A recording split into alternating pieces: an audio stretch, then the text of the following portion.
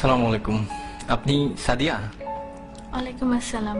জি, আমি সাদিয়া। ভাইয়া আপনার কথা বললো আপনার সাথে দেখা করতে, তাই আসলাম। আসলে আপনার সাথে কিছু জরুরি কথা বলা দরকার। এই মুহূর্তে আমার তেমন কিছুই নেই, চাকরি নেই, পড়াশোনা মাত্র শেষ হলো। সুতরাং বুঝতেই পারছেন বিয়ের জন্য যে একটা মানসিক প্রস্তুতি, তার কোনোটাই আমার নেই। আর আমি জানি ভাইয়া আপনাদের ফ্যামিলিকে অনেক পছন্দ করে, এই জন্যই ভাইয়া চাই যে আমি আপনাকে বিয়ে করি। জি, আমিও তো তাই চাই। আসলে আমি আপনাকে কি বোঝাতে চাচ্ছিলাম আপনি হয়তো বুঝতে পারেননি। বাবা মা মারা যাওয়ার পর থেকে ভাইরা আমার দেখাশোনা করেছে বা এখনো করছে, কিন্তু এই কৃতজ্ঞতা স্বরূপ তো আমি আপনার মতো একজনের ভবিষ্যৎটাকে অন্ধকারে ঠেলে দিতে পারি না। আপনি অন্ধকার বলছেন কেন? কিছু নেই বলেই তো আমি আপনাকে বিয়ে করতে যাচ্ছি। ধরুন আমি একজন টাকাওয়ালা কাউকে বিয়ে করলাম, কিন্তু বিয়ের পর দিন তো সে মারাও যেতে পারে, অথবা তার সব সম্পদ ধ্বংসও হয়ে যেতে পারে। আমি তো টাকা, বাড়ি, গাড়ি এসব দেখে বিয়ে করতে চাই না। আমি চাই একজন ভালো মানুষ।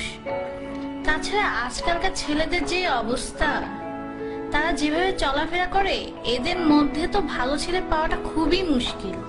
আমি যতটুকু জেনেছি আপনি একজন বিশ্বাসী মানুষ এবং প্র্যাকটিসিং মুসলিম।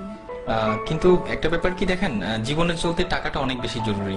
আত্মীয় স্বজন কিংবা বন্ধু বান্ধব যেখানেই যান না কেন, অর্থ ছাড়া আপনি কোনো দাম পাবেন না। আপনি কি মনে করেন যে এই ইটের জেলখানার ভিতরে সুখ আছে? সেখানে আছে মোহ, আছে লোভ, লালসা আর নষ্টামি। তারা সম্পদের পিছনে ছুটতে গিয়ে নিজেদেরকেই হারিয়ে ফেলে। স্বামী স্ত্রীর মাঝে কোনো ভালোবাসা নেই। বাবা সন্তানকে দেখতে পারে না, সন্তান বাবাকে দেখতে পারে না। আমি তো এমন চাই না। আমি চাই একটুকু জান্নাত, যার তুলনায় এই দুনিয়ার সমস্ত সম্পদ খুবই তুচ্ছ। আমাদের বিয়েটা ছিল খুব সাধারণ।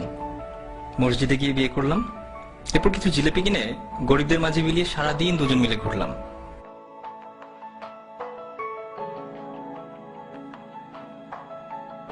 আপনি জানতে চাইতে পারেন কি ছিল আমাদের মাঝে? কিছুই না, একটি শক্তিশালী বিশ্বাস মাত্র।